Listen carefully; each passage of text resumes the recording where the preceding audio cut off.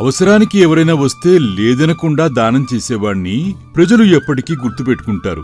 అయితే దానం చేసిన తర్వాత వాళ్ళు మనల్ని అంత గుర్తుపెట్టుకుంటారంటావా? అవును, తప్పకుండా గుర్తుపెట్టుకుంటారు. ఉదాహరణకి కర్ణుడు, బలిచక్రవర్తుల కథలు నీకు తెలియంది కాదు కదా జయవర్మ. యుగాలు మారినా వీళ్ల గురించి తెలియని వాళ్ళు ఉండరు. దీనికి కారణం వారి దానగుణమే. నేను ఈ రోజు నుండే దానం చేయడం మొదలు పెడతాను. పోయిన ఏడాది పంటలెవరికీ సరిగ్గా పండలేదండి. ఆ విషయం మీకు తెలిసిందే కదయ్యా. పైగా నా ఆరోగ్యం కూడా బాగలేదు. ఈ ఏడాది పంటలేసే సమయం వచ్చింది. కొంత మీరేమైనా సహాయం చేస్తారని వచ్చానయ్యా. అవునవును, పోయినసారి వర్షాలు సరిగ్గా కురవక పంటలు సరిగ్గా పండలేదు. సరే సరే, నీకు ఎంత కావాల్సిందేంటి? నాకు 50 వరహాలు కావాల్సుంటుందయ్యా. ధర్మప్రభువులు, మీరే నాకు సాయం చెయ్యాలి. సరే, నాకు ఇవ్వటానికి ఎటువంటి అభ్యంతరం లేదు కాని 50 వరహాలు నీ ఒక్కడికే ఇచ్చేస్తే మళ్లీ ఈ రోజు సహాయం కోసం ఎవరైనా వస్తే వారికి నేను ఏం సమాధానం చెప్పను.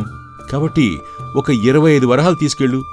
మిగిలినవి ఏవైనా ఉంటే తర్వాత చూద్దాంలే. గ్రామాధికారి గారికి వందనాలయ్యా. అయ్యా, నా కుమార్తె వివాహ ముహూర్తం కుదిరిందయ్యా. మీరేమైనా కొంచెం ఆర్థికంగా సాయం చేస్తే మీ రుణం ఎప్పటికీ మర్చిపోనయ్యా. అదేవంత పని వీరయ్యా. ఒక శుభకార్యానికి నేను సహాయం చేయగలుగుతున్నానంటే అది నాకు కూడా చాలా సంతోషాన్నిస్తుంది.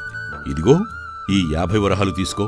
ఏమిటేమిటి, పని నేను ఇస్తే పొగిడేది ఆ అనంతయ్యనా? ఇంతకీ ఎవడు ఈ అనంతయ్య? నన్నే మరిచిపోయేలా చేస్తున్నాడు. పోనీలే, ఎవడైతే నాకేంటి.